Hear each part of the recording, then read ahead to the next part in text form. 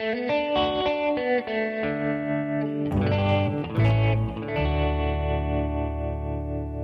is History for Cocktail Parties with hack historians Thornton Kennedy and James Ottley.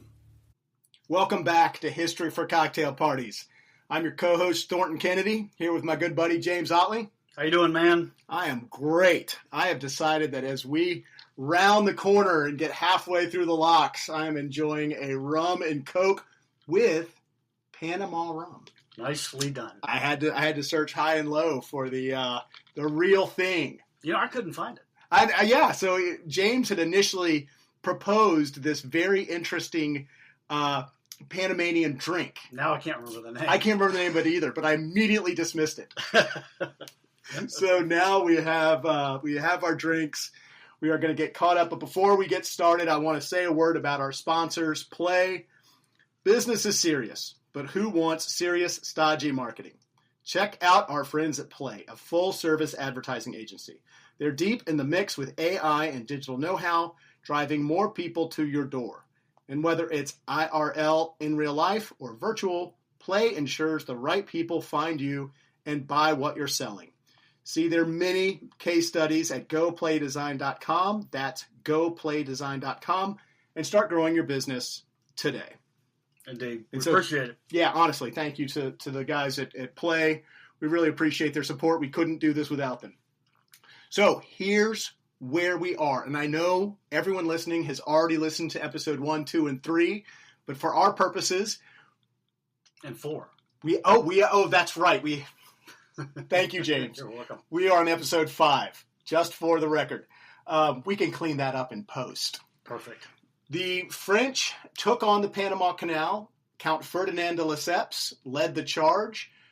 He was an entrepreneur extraordinaire, but had no technical abilities, was not an engineer by any stretch of the imagination, just honestly a failed diplomat. Right. And he drags France in there. He raises a ton of money. He's a great salesman. He was a great salesman, but as we learned in our last episode, not only did he lose all of his investors' money, the canal failed, and the French abandoned ship, more or less. And he ends up being found guilty of fraud. A bunch of French politicians go down. They were paid off by he and his son Charles, and it became a real scandal in France. And so now we have this hole in the ground, this ditch. Yeah. Rusting equipment. They left all of their gear out there. They had built hospitals. They had built the infrastructure piece. We'll find out as we get into the American side of it. So there was some infrastructure, but they just abandoned everything. Right. Big steam shovels sitting in the Kubler Cut, covered in weeds. Indeed. So where do we pick up? Today is about one of the greatest lobbying efforts in U.S. history. No kidding. The U.S. was dead set on building a canal through Nicaragua until two very different masterful lobbyists had their way. Right. That's what we're talking about today. So 1898, the Maine blows up in Havana. The battleship Oregon, which is one of the first true battleships, was thought to be key to the U.S. victory in the Caribbean, but it was in San Francisco. And it had to travel 12,000 miles, and it took 67 days to get around the Cape all the way to Cuba. Right. And this was really eye-opening. It was prima facie evidence that we needed to really get started on building a canal. So after the Spanish-American War, President McKinley directs Secretary of State Hay to begin a new canal treaty with Britain to override the old Clayton-Bulwer Treaty, which after 50 years still was kind of a stumbling block. And if we remember from one of our prior episodes, this was going to make it a joint effort between Britain and the U.S. And at this point, Great Britain was bogged down in the unpopular Boer War in South Africa. Sure. And they also were kind of tiring of Central America in terms of a sphere of influence. And so they basically were happy to go ahead and just bow out of this partnership and building a canal with the U.S. And were quite willing to sign the task over to the Americans. So Secretary of State Hay negotiates a new treaty. This is the Hay-Paunce-Fort Treaty with Britain to replace the former treaty. And he thought he's achieved a milestone The U.S. is going to construct it and operate the canal wherever it ends up being, and it's going to be free and open in time of war, in time of peace, to vessels of commerce and war, whatever nation. So anybody and everybody can use it. He pats himself on the back. The public opinion is like, what the hell have you done? You know, if we're going to build this canal, why are we going to open it, especially during times of war, to everybody? You know, this is an added burden if we've got to, defend it. And so the Senate refuses to ratify that treaty. Hay is told to start over, and so he works on a second treaty, the second Hay-Pontefort Treaty, and Roosevelt is actually president by this time. McKinley's been assassinated. And this is the first important treaty of Roosevelt's presidency. And it allows for the U.S. to build a canal, operate it, and defend it. And it can be in Nicaragua or Panama or wherever the U.S. chooses. I want to pause a minute and talk about Senator John Tyler Morgan, who was a very important... What a fascinating cat. Yeah, no doubt. Who knew that John Tyler Morgan would be this big deal in... Alabama senator. Alabama senator. Southern, old. Indeed, maybe this is our Southern connection. And he is dead set on Nicaragua. Oh, he is actually the chair of the Interoceanic Canals Committee, has a lot of power. He's dead set on Nicaragua because it's 700 to 800 miles closer to the Gulf. He's also, like, weirdly an expert on Nicaragua and the canal. He has spent a lot of time and energy studying this. Because he wants it for the South. Yeah. He wants the southern ports like Mobile and New Orleans and Galveston to benefit more than ports like in New York and Boston. And he believes in this sincerely. It's a stable country. It's got the lowest passes. There's 50 miles of lake you can use, 60 miles of river. And so, he wants it for the South, for Southern interests, but also because he thinks it's a good idea. And he also calls Panama death's nursery. So it's presumed that a Nicaraguan canal bill will go before the Congress and that Morgan would see it through next time that, the Congress convene. So when Congress convenes in the first week of December, this is 1901, a bill for the Nicaragua Canal was pushed through committee without a hitch.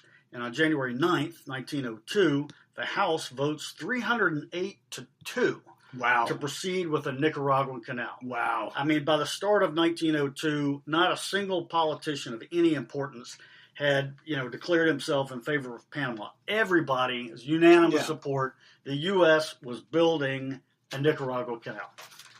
Until as it had been planned from the beginning. Remember when they go to Paris, they're like Nicaragua is the only path. Absolutely. This is when William Nelson Cromwell, one of our main characters, he is a main character, steps into the picture, and he is instrumental in getting the U.S. to change its mind and go with Panama. And this is how he does it. But real quick, Cromwell was a prominent New York corporate lawyer, founding partner of the influential law firm Sullivan and Cromwell, built a reputation as a brilliant legal strategist, representing major financial interests, really a corporate guy. He's also was known as the, quote, most dangerous man in the country since the days of Aaron Burr. So the way that Cromwell gets involved, Cromwell had been general counsel for the Panama Railroad, and he had been a stockholder and a director, and he was hired to be a lobbyist for the new Panama Canal Company. That's the Company Nouvelle. Right, that's the French company. That's right. And the goal, and he's going to, ultimately, he'd be paid $800,000 if he could get it done. But so the goal is to get Cromwell to get the U.S. to switch from being dead set on a Nicaraguan canal and instead buy out the assets, all the rusted steam shovels, the right-of-ways, the half-built canal down in Panama. And so that's what he was hired to do. So not only does that return some money back to the investors, but it really enriches Cromwell. It absolutely does. And kind of interesting little story in the Company Nouvelle. It had to raise some money just to operate. It wasn't digging the canal anymore, but it still had to exist and try and liquidate some of these assets. And the court-appointed liquidator came up with an ingenious plan to raise capital for this new company. The old company, the French contractors that were hired by the old company, the de Lesseps company, Right.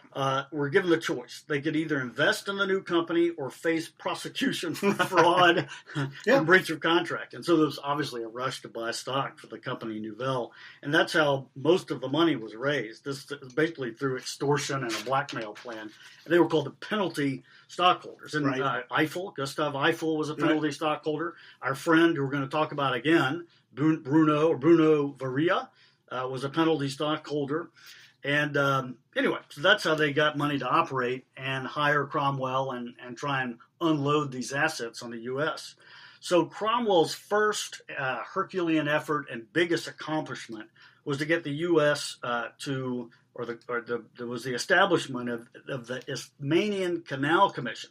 And he convinces the House Ways and Means Committee to come up with a commission to provide one final, conclusive, grandiose study of the canal route question. And this was a brilliant delaying tactic, but it was risky too, because what if they decided, hey, Nicaragua was the best route. And so once the commission is established, the Walker Commission, he quickly moves in to try and influence who's on it, and he's able to get several members handpicked for this committee. And he tells them, he says, God, your first task needs to be to go to Paris and get the information that they have there. And so they send these engineers on this commission over to Paris for 5 weeks. Cromwell goes over as well to act as master of ceremonies. I mean, his level of influence and his access to government and to these engineers was just incredible. Unprecedented. So I'm going to pause for a second and jump to our old friend Bunau-Varilla, who, again, we talked about last time. He had taken over the effort in the failed French, and before they ran out of money, tried to make a go of it, but couldn't. Was a disciple of de Lesseps. Young man ends up taking over the canal at the very, very, very end there. He's the one who strategically switched to a lock canal. Yep. Because it was just, there's no way they were going to build it at sea level, and he ends up kind of holding the bag. Right. And he believes in the French dream. He is definitely a disciple of de Lesseps, and he believes in the mission. And so when the original canal company went bankrupt in 1889, his first impulse was to try and rally his countrymen to carry on the work. He plunged into politics, tried to get, into public office. He went to New York to try and, get advice from his old friend John Bigelow, who we talked about. John Bigelow. And Bigelow says, go home, write a book, in favor of the Panama Canal, which he does. Before he does that, though, he goes, and I'll back up. At this point, he wasn't even trying to get it didn't even dawn on him yet to get the Americans to try and buy these assets. He goes to the Russians, believe it or not. Oh, that's crazy. Yeah. And who would have thought? He goes to the Russians and he says, man, this would be a great project for you all, to be a great Franco-Prussian counterpart. It would be like the Panama Canal and the Siberian Railroad, be a great combination. I mean, not that they were connected, but that was his argument. But then the Russian government fell, and Alexander III, who he was working with, was assassinated. And when the liquidator of the Panama Canal, Nouveau Panama Canal Company, heard about this, he was furious, and he told Varilla, you cannot have any involvement whatsoever officially in the company. So again, I mean, this doesn't stop him. He just kind of takes it on as a personal mission now. And he's described as a gallant crusader, a soldier of the idea of the canal, and thought of himself as a central figure in this romance almost. Yeah, if there's one thing, with Cromwell, what Cromwell's motivation is. Yes. You never know what Bunau-Varilla's motivation is. Yeah. Except for that he's just an idealist. Indeed. And, was it money after all? Was it idealism? I mean, from what he says, it sounds like idealism, but I feel like there has to be some. Has to be more than that. So he actually goes back to New York. Varilla does, meets with John Bigelow again, the president of the New York Chamber of Commerce, who. Just a little recap on Bigelow. He had visited the Panama Canal. He believed in the Panama Canal. He had met de Lesseps when de Lesseps had done his final publicity tour, to try and raise money right before it failed. Yeah. And he had been a lifelong supporter of the Panama route. And so it was a natural, for him to stay close friends with Varilla. And so he tells Varilla, look, go back to Paris and wine and dine those engineers on the Walker Commission that are over there, doing this study to try and determine the best route. And that's exactly what he does. It's totally like a Billy Payne in the Atlanta Olympics. He invites these Americans and their wives into his home. He wines and dines them. He chats them up until the early morning hours up in his library. It says that he would not let go of an American victim once he got into the library and until he thought he had converted him. Tons of champagne, all of that. And he gives each one of them a copy of his book when they depart Paris, to go back. And so Varilla gets another kind of unexpected, cable or surprise from a Cincinnati businessman to come to Cincinnati to lecture on Panama, which he does. Sets sail immediately.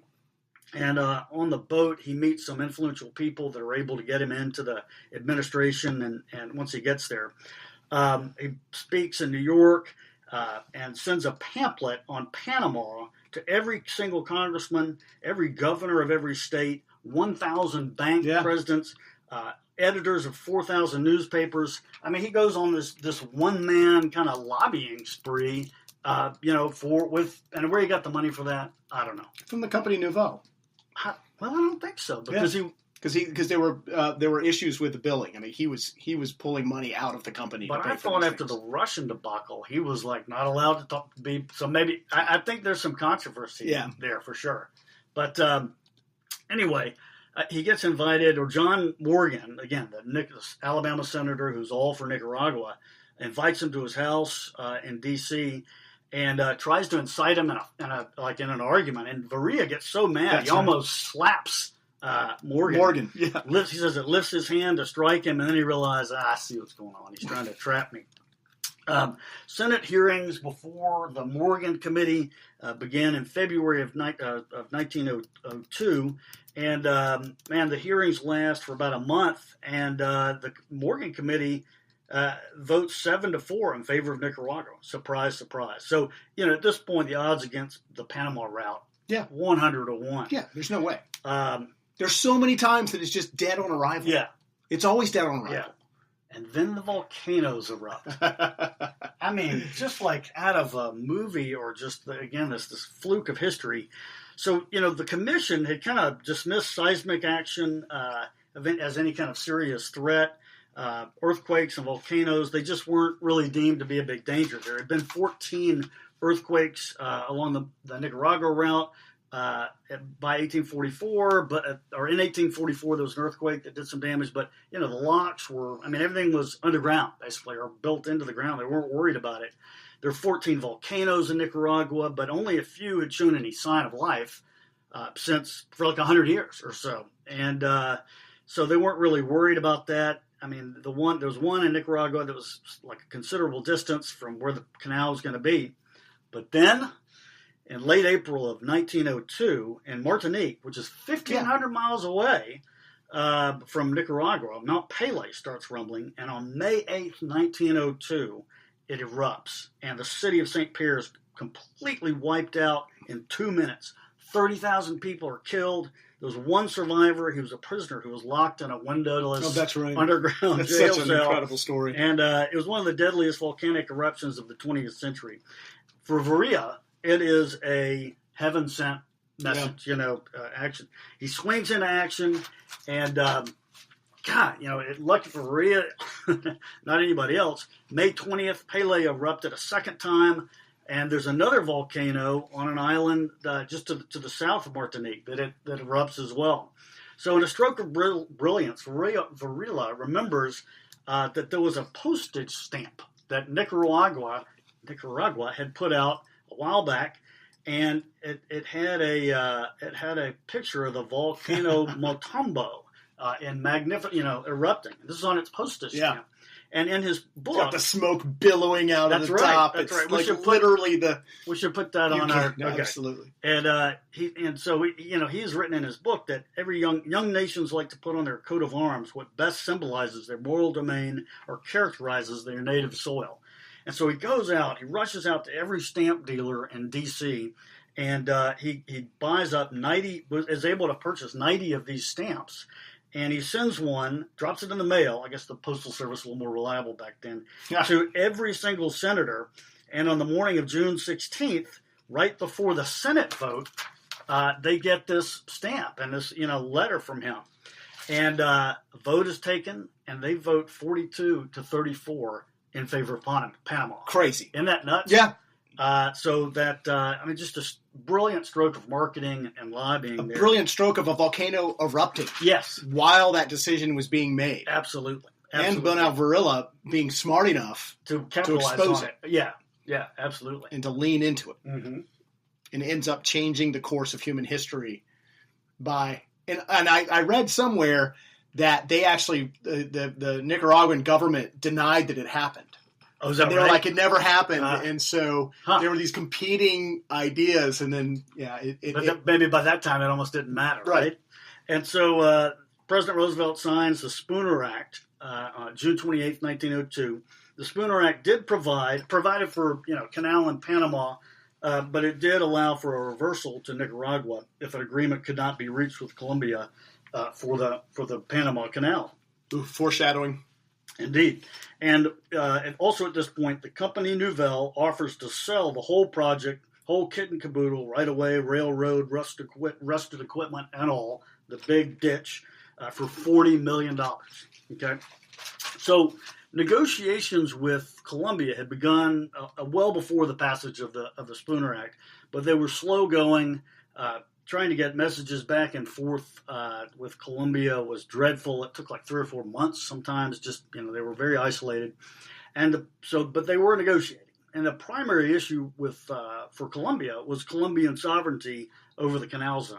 Right. Also foreshadowing here, and this didn't help. In the fall of 1902, at a critical point in the negotiations, Colombia's civil war flared up, and the U.S. landed troops to protect the railroad down there. But this time, usually they would ask the Colombian government. This time they did not, and it was just kind of a bad scene. Not good protocol. It didn't help the negotiations. And so I mentioned that the Company Nouvelle had agreed to a $40 million purchase price, and Colombia thought that they should be entitled to some of that money. And that was very important to them. And the U.S. threatened to. The U.S. said, "No, we don't think so." The U.S. threatened to commence negotiations with Nicaragua, and as was permitted by the Spooner Act. And so that pushed them to the negotiating table. A treaty was signed January 22nd, 1903. And it's funny that the guy Heron, who was the diplomat for Colombia, got a cable 3 days later not to sign the treaty. Right, but it was too late. And so it was favorable for the United States. The U.S. Senate ratified it 73-5. John T. Morgan, always still in favor of the Nicaragua route, proposed 67 amendments, unyielding opposition, but to no avail. It passed the Senate in the U.S. And as I said, very favorable treaty. It was going to give $10 million in gold to Colombia, $250,000 a year for 100 years. In Bogota, the Colombian Congress, had not yet ratified it, and they insisted they had the right to negotiate their own settlement with the Company Nouvelle for like part of that $40 million. Well, that doesn't sit well in D.C. And we know who it doesn't sit well with. Yeah. Roosevelt. Cromwell. Cromwell did not want to have to pay that money to the Colombians. Absolutely. He wanted it all going to the Company Nouvelle, and he was going to get a part of it. Again, it's just another one of those things where he was acting incredibly selfishly. Right. And we'll see what the results of that. Yes, indeed. And so a cable was sent to Bogota. It says, look, if the Congress rejects this, action will be taken by our Congress next winter, which you will not like whatsoever. You will regret it. And 4 days after that, Cromwell meets with Roosevelt and prints a statement in this New York paper that says Teddy Roosevelt is determined to have a canal. Information has been ready to realize in this city that the state of Panama is ready to secede for Colombia and enter into a canal treaty with the U.S. TR strongly is in support of this plan, and it is intended to wait a reasonable time for action by the Colombian Congress. But if nothing is done, we might make the above plan operative. It's unsigned. White House doesn't deny it. Right. Cromwell puts it out there, but it's not denied. It's a brilliant stroke. Yeah. No one had ever even discussed Panama becoming its own country. Right. There was that wasn't anywhere on the table. And suddenly he writes an editorial saying, this is what's going to happen. Right. Cromwell just plants shocking that in everybody except for Teddy Roosevelt. Yeah, exactly. And he said he published this letter, Cromwell does, to frighten the Colombians into ratifying the treaty. The part of the problem was that there was this pervading ignorance, chronic disinterest, really, in Colombia in general. They're just kind of almost racist, like these, That's true. Yeah, that's a huge point. And the president of Colombia, this guy named President Merrick, again, was regarded as iron-fisted, handed despot. They thought he would keep $10 million of the dollars and divide it up among his cronies. But his power was actually limited. Yeah, he was under attack by his political rivals. He couldn't really do that like much. A college professor. He sounded like a kindly old man. But he's portrayed by Cromwell to be a despot. Oh, yeah. And they were all greedy. They were all the stereotypes you think of Hispanic kind of folks were all just in full bloom. Yeah. These were just nefarious people who were going to steal your money, and they didn't have our morals. All of this promoted by Cromwell. Incredibly. Yeah. And so Cromwell, again, the access that he has, he's not a government employee. He's not, but his access, that sound familiar, right? Yeah. He consults with the White House almost daily, highly unorthodox. And, here's a guy that's going to benefit financially. Hugely. Yeah, by this. And so he convinces the White House and Congress, to not be a party, not let Colombia have any of this money that is going to his client, the $40 million. And it was going to be the largest real estate deal in history up until that point, which makes sense. It does. And, you look back, and the U.S. had no rightful authority to prevent, this private corporation company. Can I cut in real quick? Which just occurred to me. Yeah. But the Louisiana Purchase was 800,000 acres for $15 million. Is that right? This is $40 million for a little stretch of isthmus. Yeah.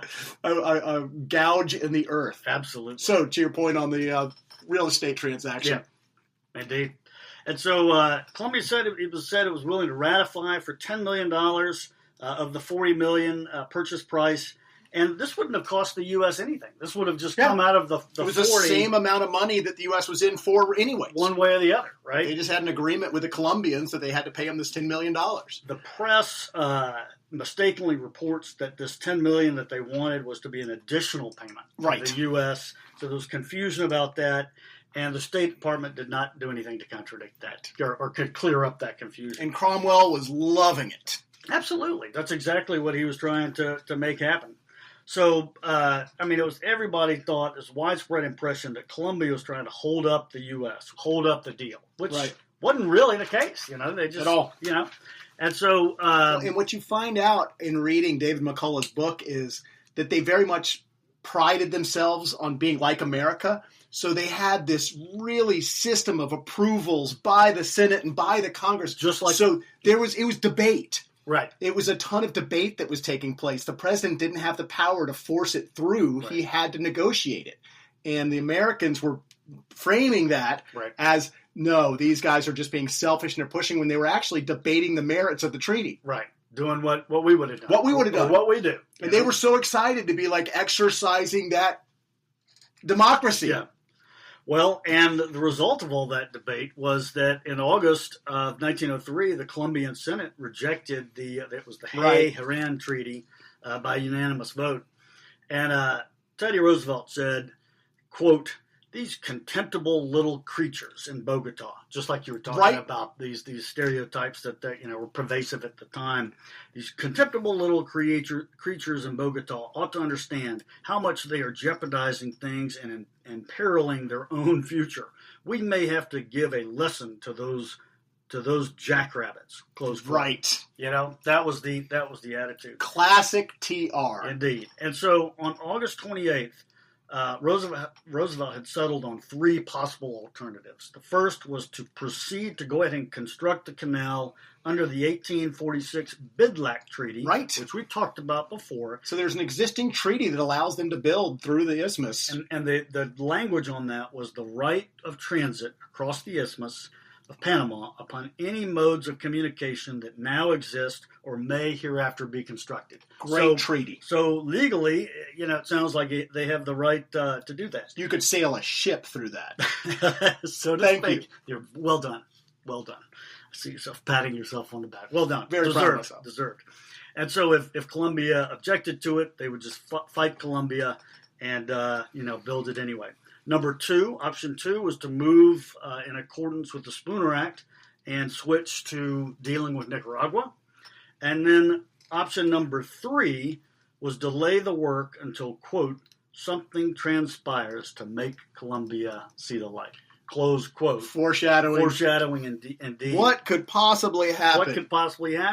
And I want to close this episode with why Roosevelt, why did he want this canal so bad? I mean, great point. It's a great question. It's kind of a given. We think of Roosevelt as the manifest destiny guy, America for all of this, and it's actually deeper than that. I mean, he first, last, and always he wanted a canal. He thought that a canal, which is true, was vital and indispensable to the global destiny of the United States, kind of feeding into that manifest destiny. And, to achieve that U.S. supremacy at sea, it had to have this canal. And TR was an acolyte of this guy, Alfred Thayer Mahan, or Mahan. Naval superiority. Yeah, and also a friend of his. And Mahan had written The Influence of Sea Power Upon History. It was a world check, and Roosevelt had read this, I would say, at a somewhat early age, prior to being president. It's earth-shaking. Wasn't he the assistant secretary in the Navy? He might have been. I think he was. He might have been. And in this book, he chronicled the rise and decline of past empires on the simple theory. And the simple theory of the book was that national greatness and commercial supremacy directly related to supremacy at sea. I mean, in England, this was taken as gospel. In Germany, Kaiser Wilhelm had it aboard all his ships. And I think Roosevelt received one of the first copies, wrote a review of it in the Atlantic Monthly. To him, the prophet had arrived. And Roosevelt, had been fascinated with ships since childhood. Right. He had two uncles on his mother's side, again, Atlanta connection or Roswell, Georgia connection. The Bullocks. Bullock Hall. James Dunwoody Bullock, for whom Dunwoody is named, was a Confederate admiral, and he also had an uncle, might have been the same uncle, who was a Confederate operative in London. But they were, again, shipbuilt. I mean, they were involved with the Confederate Navy. TR had also published The Naval War of 1812, his own book. Yeah. And so, I mean, he was, like I said, an acolyte, a believer in Mahan, that you had to have sea power, you had to be the U.S. supremacy at sea, and to do that, you had to have a canal. So that is why he was so hell-bent, one way or the other, on getting that canal. Makes perfect sense. Indeed. So I think that this would be a great place to kind of cut this episode. When you look at Panama and Nicaragua, which one was the least politically stable? Was there an argument against Nicaragua? No. Because Nicaragua was actually Go ahead. Well, to answer your question, my answer is that Nicaragua was more stable, that there was not an issue of government stability there. In fact, that was one of Senator John Morgan's arguments for Nicaragua, in addition to having all the, area that you could use, the lake, and you would have to dig, and the river, and all, that it was a politically stable country. You had the ability to negotiate with them, whereas Colombia, like you said, was isolated. Right. No one really knew. And had a civil war that kept going on. And in fact, I think that, as we mentioned, in 1902, the U.S. landed troops, and they had done it before, to try and protect the railroad. So Panama Colombia, Panama was part of Colombia at that time. And so Colombia was not politically stable. Nicaragua was more politically stable. It's crazy that we end up in Panama. And next episode, we will break ground. We're going to get We'll get close. Really, we'll get really close. This is like crossing the Panama Canal in a dinghy. Indeed. But we will eventually get there. So join us next time on History for Cocktail Parties. I'm Thornton Kennedy, I'm co-host James Ottley. That's right. Thanks for listening.